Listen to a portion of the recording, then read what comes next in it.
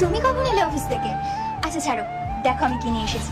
তুমি তো পিৎজা খেতে খুব পছন্দ করো, আর আমি তোমার জন্য আজকে পিৎজা অর্ডার করেছিলাম। নাও খেয়ে দেখো। নাও।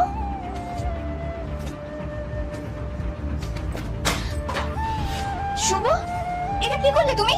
তুমি পিৎজাটা এভাবে ছুঁড়ে ফেলে দিলে। আমি খাবো না পিৎজা তোমার হাতে। মানে কি বলছো তুমি? এটা আমার হাতে খাবে না কেন? মানে আমি ঠিকই বলছি, তোমার হাতে পিৎজা কেন? আমি কিচ্ছু খাবো না। কি হয়েছে তোমার? অফিসে কোনো সমস্যা হয়েছে? আমাকে খুলে বলো কিছু হয়ে থাকলে।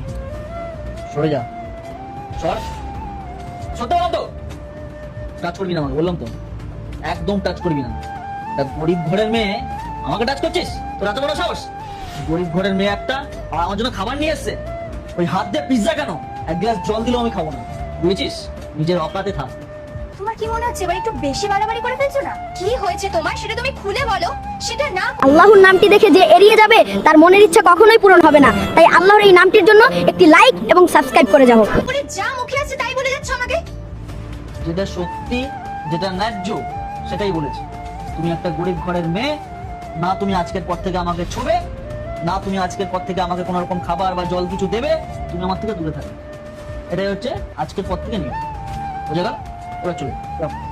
তোমার আজকে গিয়ে এই কথাটা মনে হচ্ছে যে আমি একটা গরিব ঘরের মেয়ে? শুভ, আমাদের বিয়ে 2 বছরের বেশি হয়ে গেছে, আর তুমি তো সবকিছু জেনে শুনেই আমাকে বিয়ে করেছিলে যে আমি কোন ফ্যামিলি থেকে বিলং করছি। তাহলে এতদিন পরে তুমি আমাকে এভাবে কথা শোনাচ্ছ?